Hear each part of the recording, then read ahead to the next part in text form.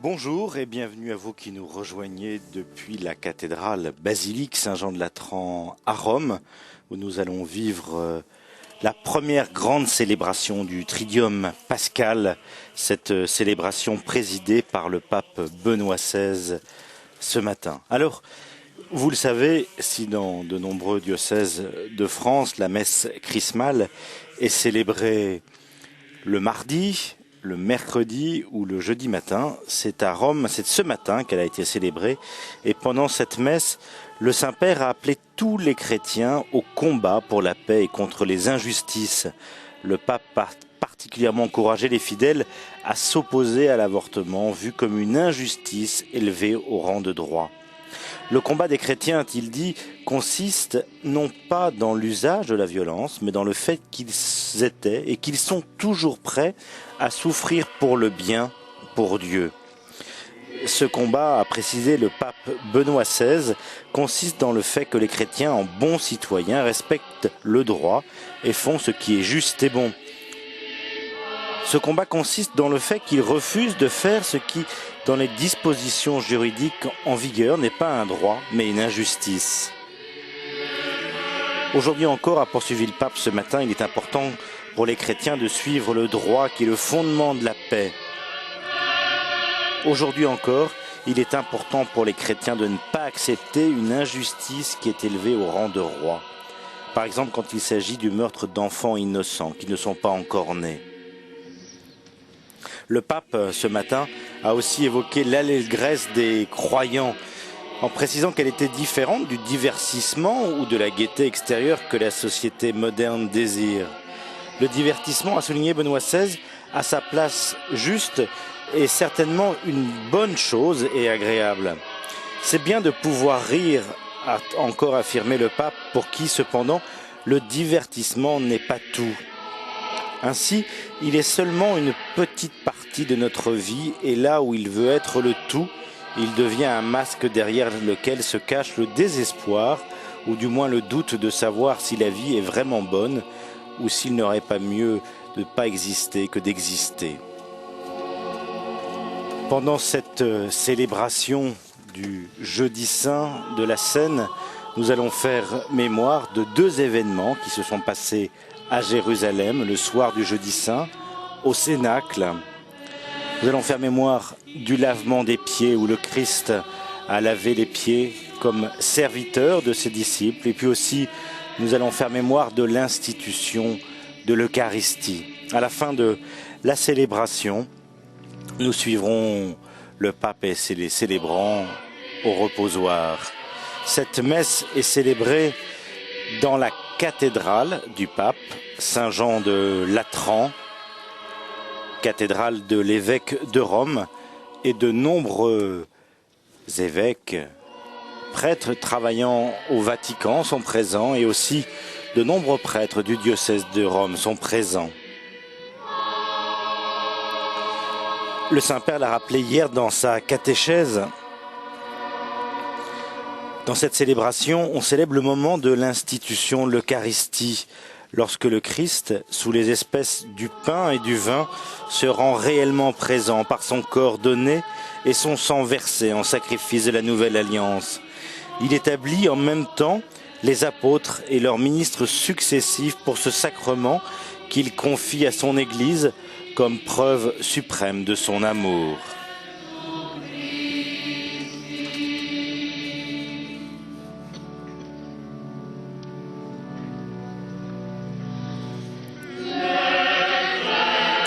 Plus de 120 prêtres représentant tous les prêtres du diocèse de Rome vont donc concélébrer avec le Saint-Père les cardinaux et les évêques. Et vous le verrez pour symboliser que cette célébration est un signe de catholicité, c'est-à-dire pour le monde universel. L'Évangile sera proclamé en latin et en grec, l'Orient et l'Occident.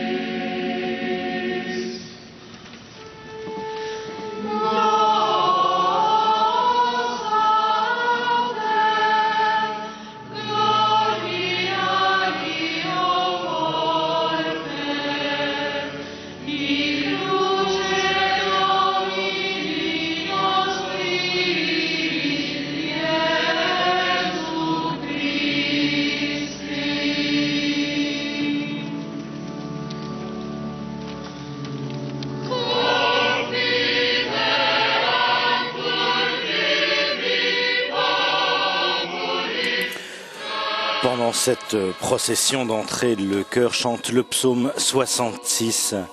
Que Dieu nous prenne en grâce et nous bénisse, que son visage s'illumine pour nous. Et ton chemin sera connu sur la terre, ton salut parmi toutes les nations. Que les peuples, Dieu te rende grâce, qu'ils te rendent grâce tous ensemble.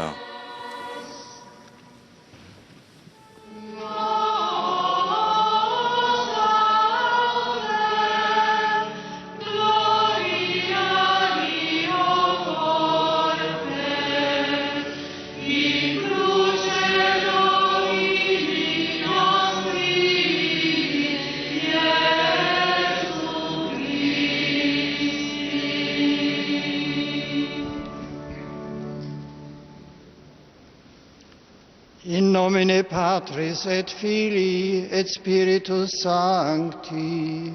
Amen. Pax vobis.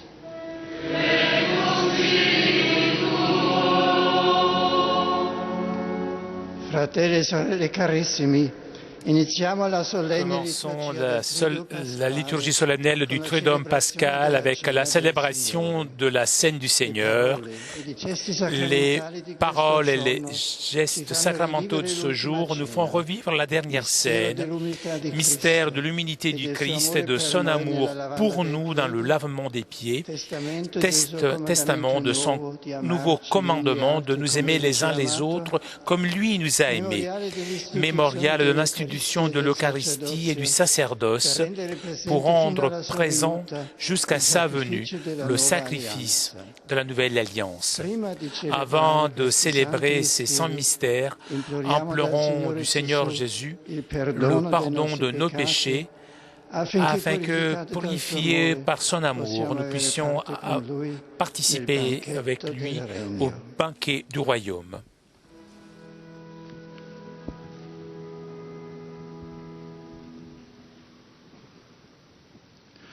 Iesu Domine et Magister, qui formam servi accepisti.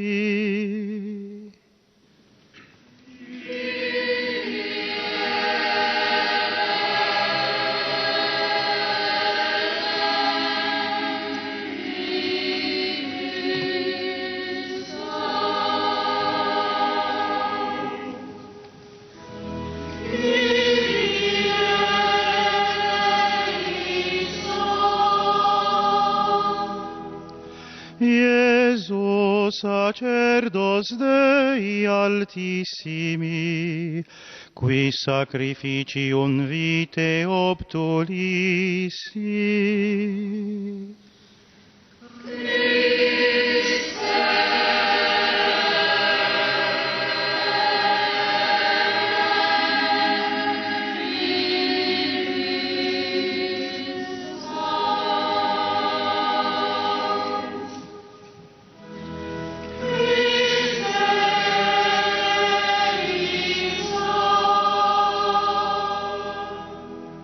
Iesu, qui missus a Patre, tuos in finem dilexisti.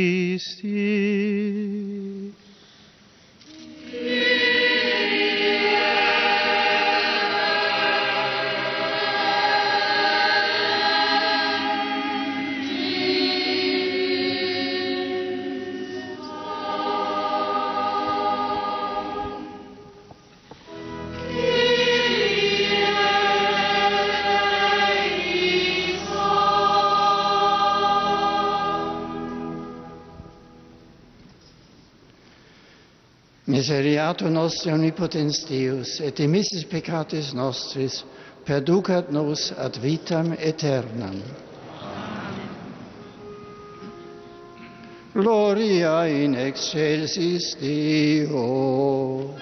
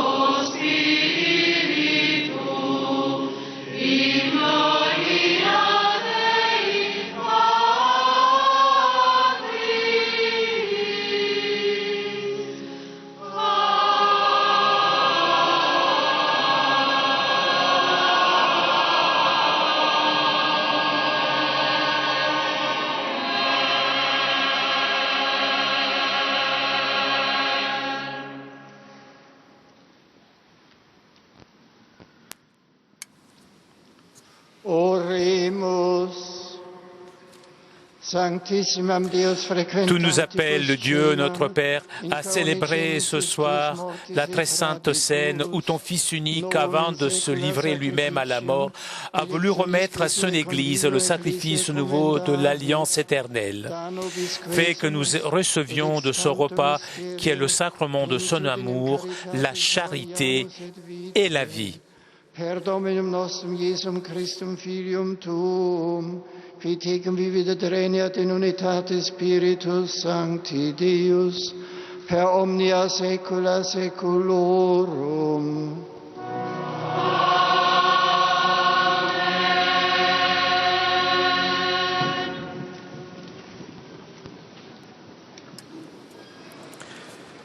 Voici maintenant le temps de la liturgie de la parole. La première lecture va être proclamée en italien. Elle est issue du livre de l'Exode. Dal libro dell'Esodo.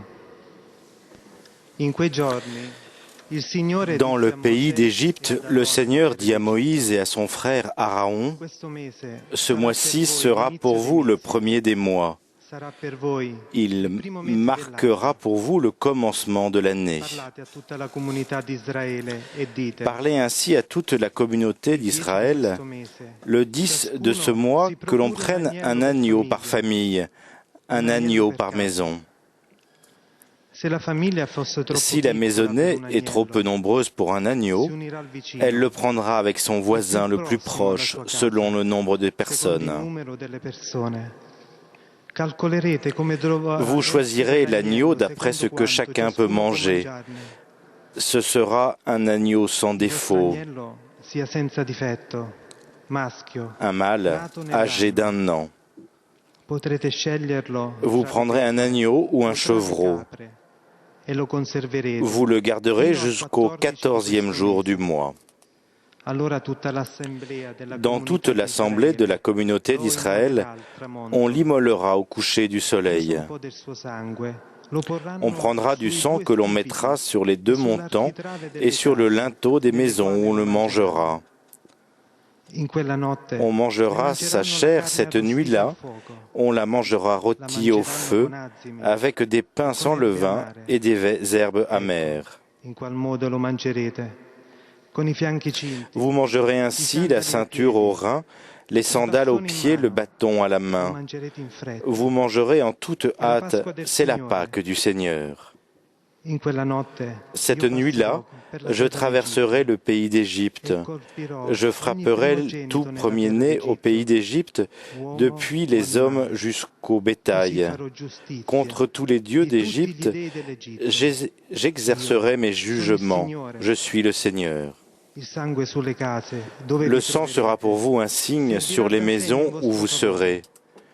Io vedrò il Je verrai sangue le sang et je passerai. Non vi Vous sarà ne serez per pas voi atteint flagello par di le fléau sterminio dont je frapperai quando le io pays colpirò la d'Égypte. terra d'Egitto. Questo giorno Ce jour-là sera pour vous un mémorial. lo celebrerete Vous en come la ferez festa pour del le Seigneur Signore. une fête de Di pèlerinage. generazione in generazione. C'est une loi perpétuelle, d'âge en âge, vous la Un rito fêterez. perenne. Verbum Domini.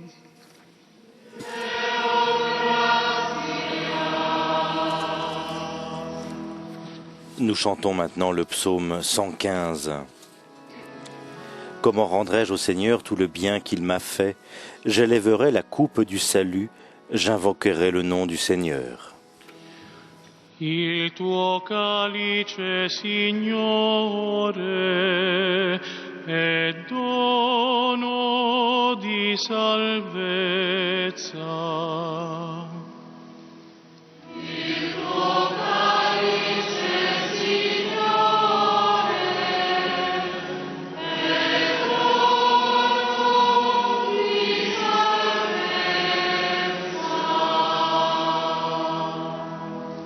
Che cosa renderò al Signore per tutti i benefici che mi ha fatto? Alzerò il calice della salvezza e invocherò il nome del Signore.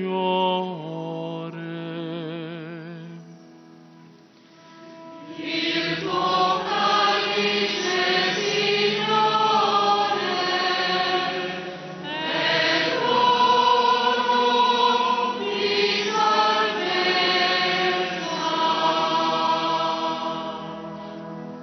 Agli occhi del Signore è preziosa la morte dei suoi fedeli.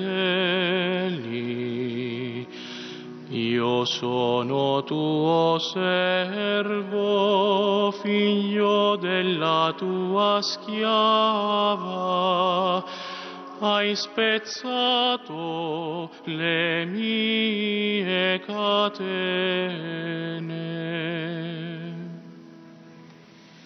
Il tuo calice, Signore, è l'oro di salvezza.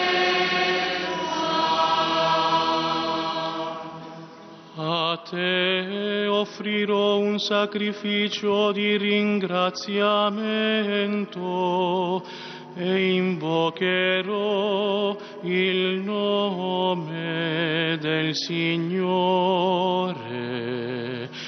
Adempirò i miei voti al Signore davanti a tutto il suo popolo. Il tuo calice, Signore, è l'oro di salvezza.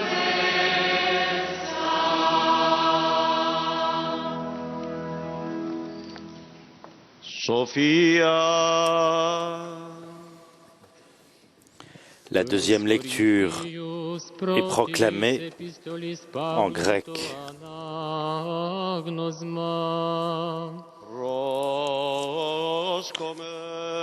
Soyons attentifs. Lecture de la première lettre de saint Paul aux Corinthiens.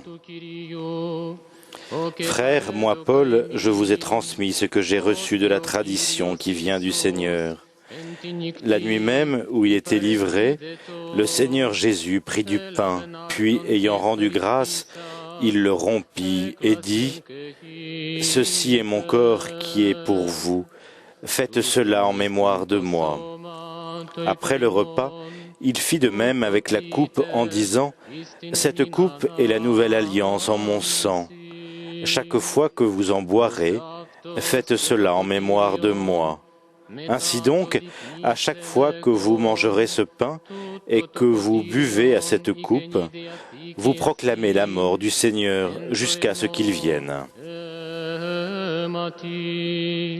Tutto pite, osakis pinite, istine minanamnisin. Osakis garean espite ton ardon tuton, que to potirion pinite.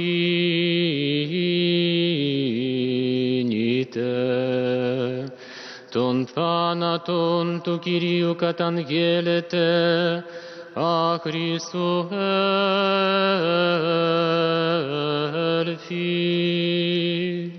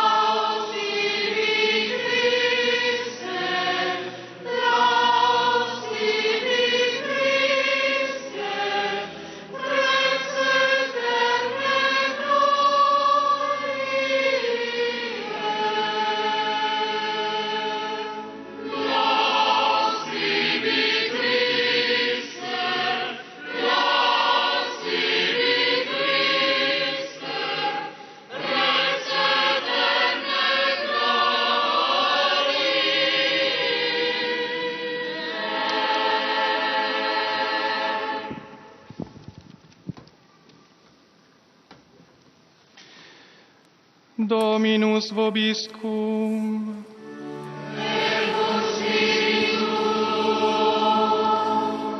Lectio Sancti Evangelii secundum. L'évangile est proclamé en latin, évangile de Jésus-Christ selon saint Jean.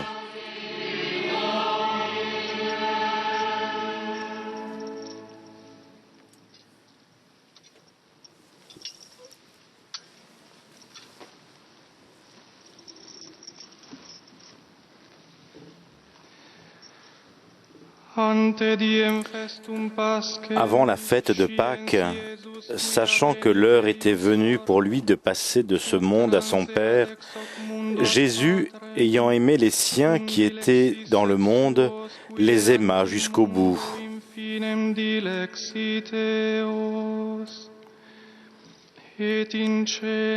Au cours du repas, alors que le démon avait déjà inspiré à Judas Iscariote, fils de Simon, l'intention de le livrer, Jésus, sachant que le Père a tout remis entre ses mains, qu'il est venu de Dieu et qu'il retourne à Dieu, se lève de table, quitte son vêtement et prend un linge qu'il se noue à la ceinture. Puis il verse de l'eau dans un bassin. Il se met à laver les pieds des disciples et à les essuyer avec le linge qu'il avait à la ceinture. Il arrive ainsi devant Simon-Pierre, et Pierre lui dit, « Toi, Seigneur, tu veux me laver les pieds ?» Jésus lui déclara, « Ce que je veux faire, tu ne le sais pas maintenant. Plus tard, tu comprendras. » Pierre lui dit, « Tu ne me laveras pas les pieds. Non, jamais. » Jésus lui répondit, « Si je ne te lave pas les pieds, tu n'auras point de part avec moi. » Simon-Pierre lui dit, « Alors, Seigneur, pas seulement les pieds, mais aussi les mains et la tête. » Jésus lui dit, « Quand on vient de prendre un bain, on n'a pas besoin de se laver. On est pur tout entier. »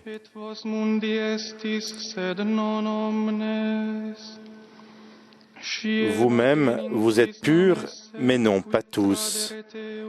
Il savait bien qui allait le livrer, et c'est pourquoi il disait, « Vous n'êtes pas tous purs. » Après leur avoir lavé les pieds, il reprit son vêtement et se remit à table.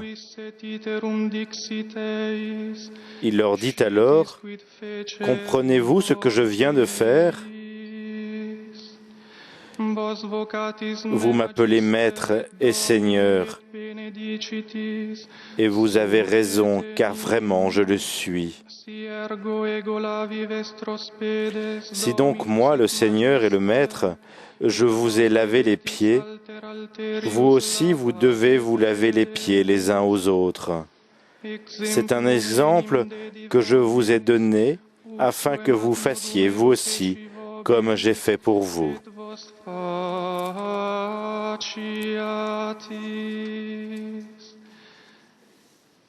Verbum Domini.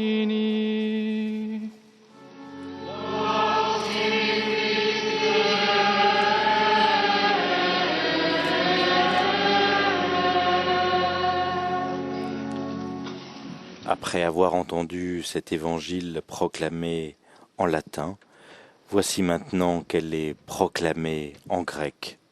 Nous l'écoutons à nouveau. Sophia orthi, acusomεν tu agigu evangelium. Irini pasi.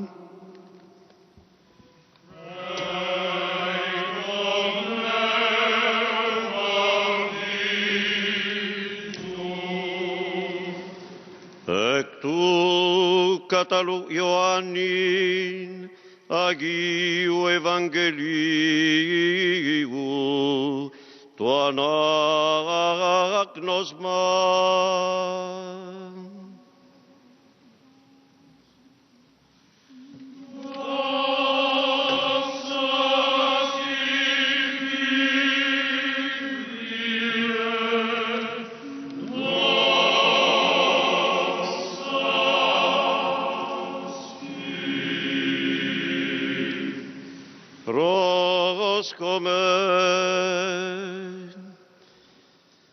Πρώτε της ορτής του Πάσχα, ηδώς ο Ιησούς, όθη ήλθεν αυτού η ώρα, είναι μεταβεί εκ του κόσμου τούτου προς τον Πατέραν.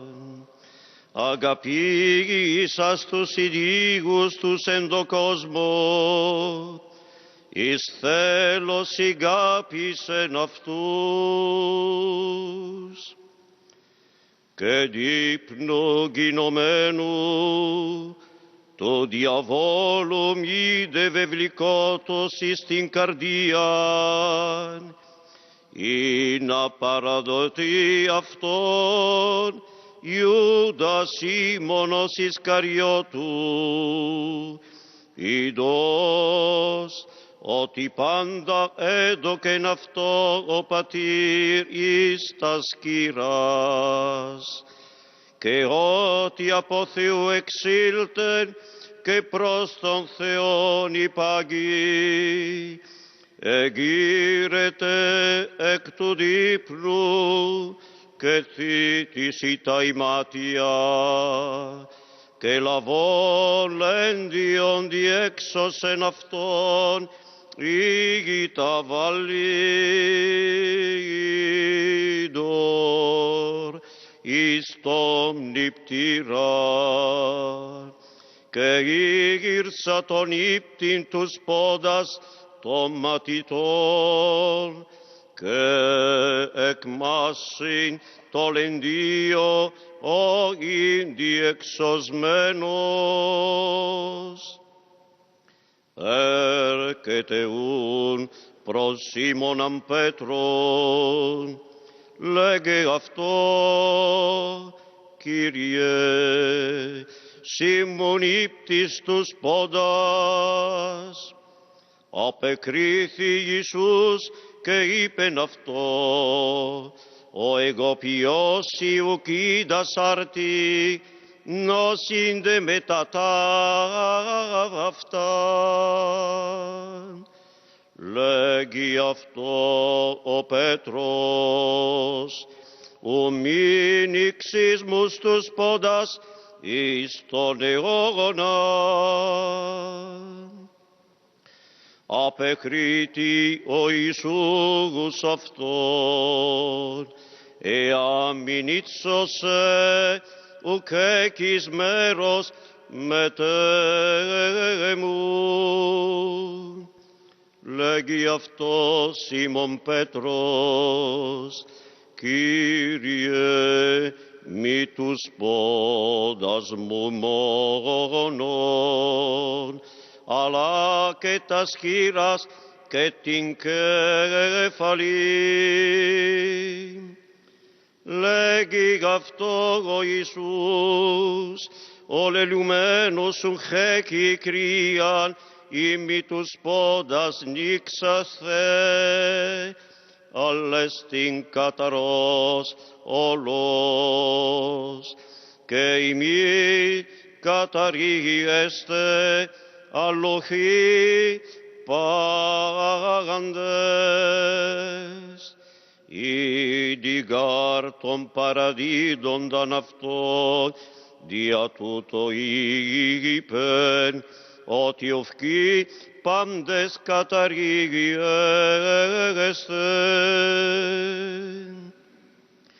Ότε γουν ένοιξεν τους πόδας αυτών, και έλαβεν τα ημάτια αυτού, και ανέπεψεν.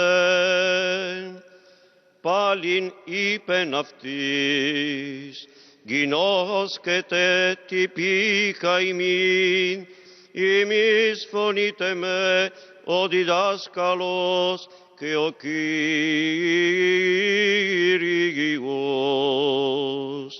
και καλώς λέγεται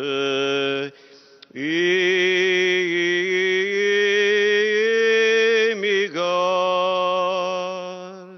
ιουν και εγώ ένιξαν ημών τους πόδας, ο Κύριος και ο διδάσκαλος, και εμείς οφείλετε αλλήλων νύπτην τους πόδας, υπόδειγμα γαρέντο καγημί, είναι καθώς εγώ υπήσα ηγημή. Και εμείς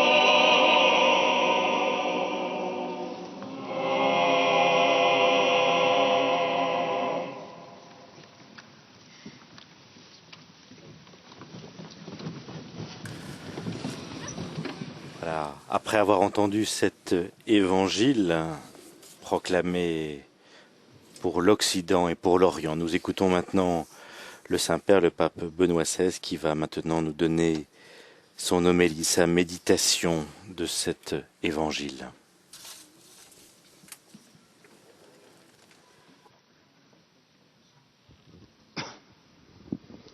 Cari fratelli e sorelle, in modo più ampio degli altri tre evangelisti, San Giovanni, nella maniera lui propria, ci riferisce nel suo Vangelo circa diversi discorsi da Dio di Gesù, che appaiono quasi come il suo testamento. D'une façon plus ample que les trois autres évangélistes, Saint Jean, à sa manière propre, nous renvoie dans son évangile au discours d'adieu de Jésus, qui apparaît aussi comme son testament et comme la synthèse du noyau essentiel de son message. Au d'abord de ces discours, il y a le lavement des pieds dans lequel le service rédempteur de Jésus pour l'humanité qui a besoin de purification est résumé dans un geste d'humilité. À la fin, les paroles de Jésus se transforment en prière. C'est la prière sacerdotale dont les exégètes ont repéré l'arrière-fond dans le rituel de la fête juive de l'expiation. Ce qui était le sens de cette fête des rites, la purification du monde, sa réconciliation avec Dieu, se réalise dans l'acte de la prière de Jésus. Une prière qui en même temps anticipe la passion, la transforme en prière. Ainsi, dans la prière sacerdotale se rend aussi visible, d'une manière tout à fait particulière, le mystère permanent du Jeudi Saint, le nouveau sacerdoce de Jésus-Christ et sa continuation dans la consécration des apôtres, dans la participation des disciples au sacerdoce du Seigneur.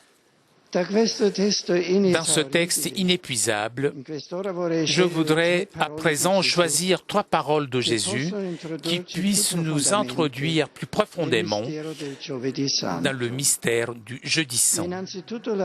Il y a tout d'abord la phrase « La vie éternelle, c'est de te connaître toi, le seul Dieu, le vrai Dieu, et de connaître celui que tu as envoyé, Jésus-Christ. » Chaque être humain veut vivre, il désire une vie véritable, pleine, une vie qui vaille la peine, qui soit une joie. À l'aspiration à la vie est jointe en même temps la résistance à la mort, qui cependant est inéluctable. Lorsque Jésus parle de la vie éternelle, il entend la vie authentique, vraie, qui mérite d'être vécue. Il n'entend pas simplement la vie qui vient après la mort. Il entend la manière authentique de la vie, une vie qui est pleinement vie, et pour cela est soustraite à la mort, mais qui peut de fait déjà commencer en ce monde, ou mieux, qui doit commencer en lui. C'est seulement si nous apprenons déjà maintenant à vivre de façon authentique, si nous apprenons cette vie que la mort ne peut pas enlever, que la promesse de l'éternité a un sens. Mais comme cela se réalise-t-il? Qu'est-ce que donc cette vie vraiment éternelle à laquelle la mort ne peut nuire? La réponse de Jésus, nous l'avons entendue. La vraie vie, c'est qu'ils te connaissent, toi, Dieu, et ton envoyé, Jésus-Christ. À notre surprise, il nous est dit là que la vie est connaissance. Cela signifie par-dessus tout, la vie est relation. Personne n'a la vie de lui-même et seulement pour lui-même. Nous l'avons de l'autre, dans la relation avec l'autre. Si c'est une relation dans la vérité et dans l'amour, en donner et recevoir, elle donne plénitude à la vie, elle la rend belle. Mais justement, à cause de cela, la destruction de la relation œuvre de la mort peut être particulièrement douloureuse, peut mettre en question la vie elle-même. Seule la relation avec celui qui est lui-même la vie peut soutenir aussi ma vie au-delà des eaux de la mort, peut me conduire vivant à travers elle.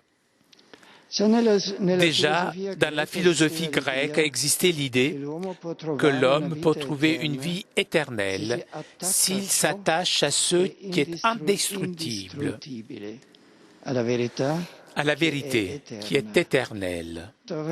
On devrait pour ainsi dire se l'emplir de la vérité pour porter en soi la substance de l'éternité. Mais seulement si la vérité est personne, elle peut me faire traverser la nuit de la mort.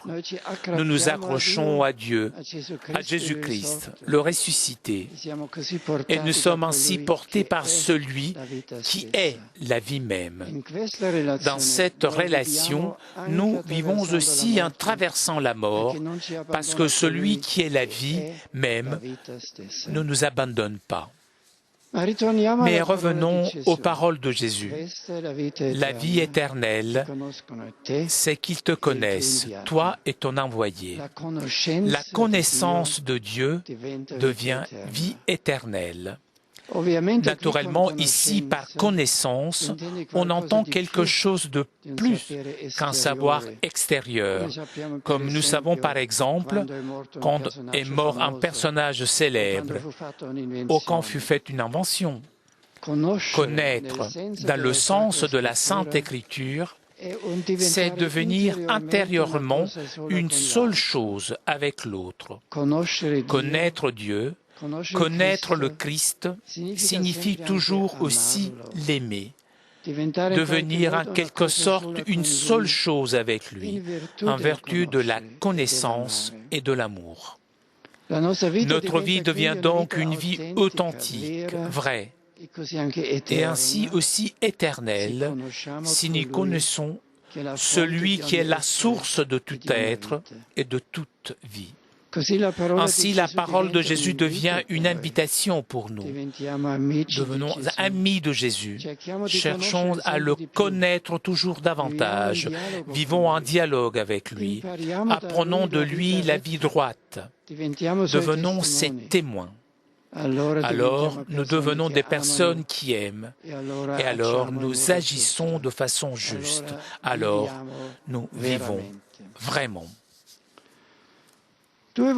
Par deux fois, au cours de la prière sacerdotale, Jésus parle de la révélation du nom de Dieu. J'ai fait connaître ton nom aux hommes que tu as pris dans le monde pour me les donner.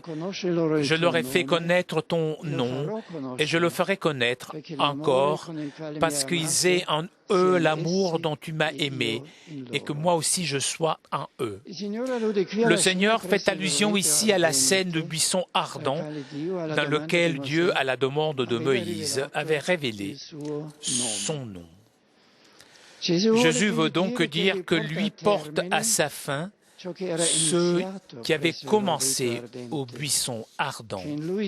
Quand lui, Dieu, qui s'est fait connaître à Moïse, se révèle maintenant pleinement. Et qu'ainsi il accomplit la réconciliation, que l'amour avec lequel Dieu aime son Fils dans le mystère de la Trinité entraîne maintenant les hommes dans cette circulation divine de l'amour.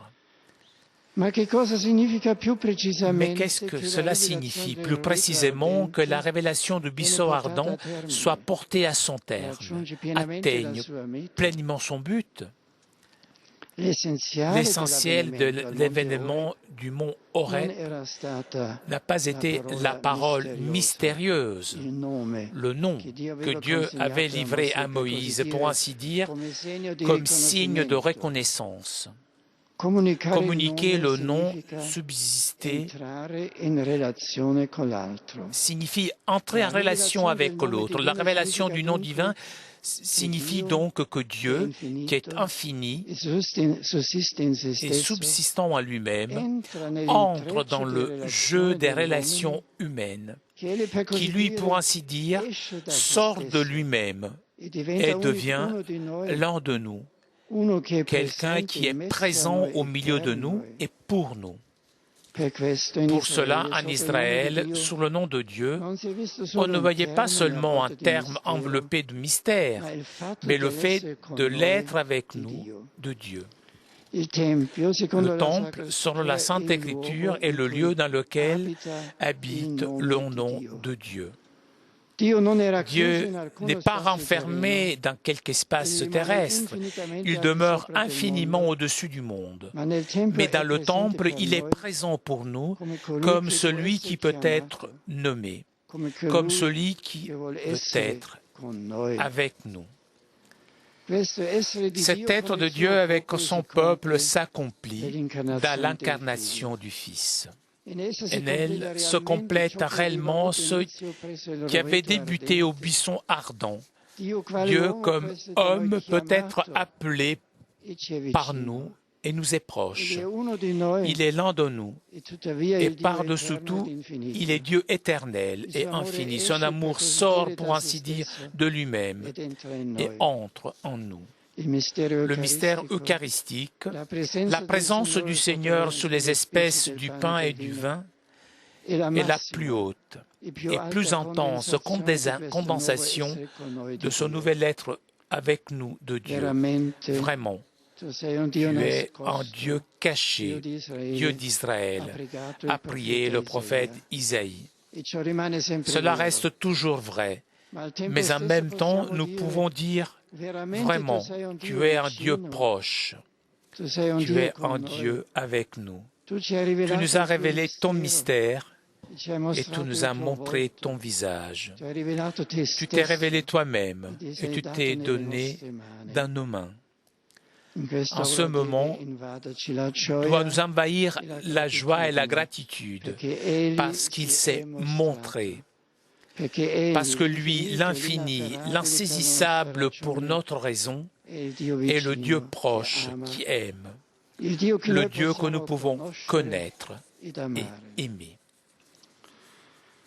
La demande la plus connue de la prière sacerdotale est la demande de l'unité pour les disciples, pour ceux d'alors et ceux de l'avenir. Le Seigneur dit, « Je ne prie pas seulement pour ceux qui sont là, la communauté des disciples réunis au Cénacle, mais encore pour ceux qui accueilleront leur parole et croiront en moi, que tous ils soient un, comme toi, Père, tu es en moi et moi en toi, qu'ils soient un en nous, eux aussi, pour que le monde croie que tu m'as envoyé. » Que demande précisément ici le Seigneur? Par-dessus tout, il prie pour les disciples de ce temps et de tous les temps à venir. Il regarde en avant, vers l'étendue de l'histoire à venir. Il envoie les dangers et recommande cette communauté au cœur du Père. Et il demande au Père l'Église et son unité. Il a été dit que dans l'évangile de Jean, l'Église n'apparaît pas ici. Ici, au contraire, elle apparaît dans ses caractéristiques essentielles, comme la communauté des disciples qui, grâce à la parole apostolique, croient en Jésus-Christ et ainsi deviennent un. Jésus implore l'Église comme une et apostolique. Ainsi, cette prière est précisément un acte fondateur de l'Église. Le Seigneur demande l'Église au Père. Elle naît de la prière de Jésus et grâce à l'annonce des apôtres qui font connaître le nom de Dieu et introduisent les hommes dans la communion d'amour avec Dieu. Jésus demande donc que l'annonce des disciples se poursuive au long des temps, qu'une telle annonce rassemble les hommes, que grâce à elle, ils reconnaissent Dieu et son envoyé, le Fils Jésus-Christ. Et il prie afin que les hommes soient conduits à la foi et, au moyen de la foi, à l'amour. Et il demande au Père que ces croyants soient un en nous, qui vivent, pourrait-on dire, à l'intérieur de la communion avec Dieu, avec le Christ, et que par cet être intérieurement en communion avec Dieu, s'édifie l'unité visible. Par deux fois, le Seigneur dit que cette unité devrait faire en sorte que le monde croie à la mission de Jésus. En effet, ce doit être une unité que puisse se voir, une unité qui va tellement au-delà de ce qu'il est habituellement possible entre les hommes, qu'elle devient un signe pour le monde et confirme la mission du Christ. La prière de Jésus nous donne la garantie que l'annonce des apôtres ne pourra jamais cesser dans l'histoire, qu'elle suscitera toujours la foi et rassemblera les hommes dans l'unité, dans une unité qui devient témoignage pour la mission du Christ. Mais cette prière est toujours aussi un examen de conscience pour nous.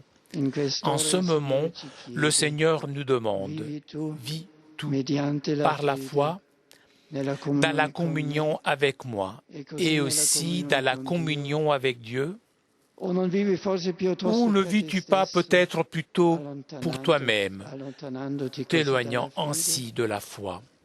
Et n'es-tu pas ainsi coupable de la division qui obscurcit ma mission dans le monde, qui barre aux hommes l'accès à l'amour de Dieu? qui lui l'ait vu et qu'il voit encore tout ce qui menaçait à détruire l'unité, a été une composante de la vision historique de Jésus et demeure une partie de sa passion qui se prolonge dans l'histoire. Quand nous méditons sur la passion du Seigneur, nous devons aussi percevoir la douleur de Jésus par le fait que nous sommes en opposition avec sa prière, que nous résistons à son amour et que nous nous opposons à l'unité qui doit être pour le monde le témoignage de sa mission. Dans ce moment où le Seigneur, dans la très sainte Eucharistie, se donne lui-même, son corps, son sang, se donne dans nos mains et dans nos cœurs. Nous voulons nous laisser toucher par sa prière. Nous voulons entrer, nous aussi, dans sa prière et nous l'implorons ainsi. Oui, Seigneur, donne-nous la foi en toi, toi qui es un avec le Père dans l'Esprit Saint. Donne-nous de vivre dans ton amour et ainsi de devenir un avec toi, comme tu es un avec le Père, pour que le monde croie. Amen.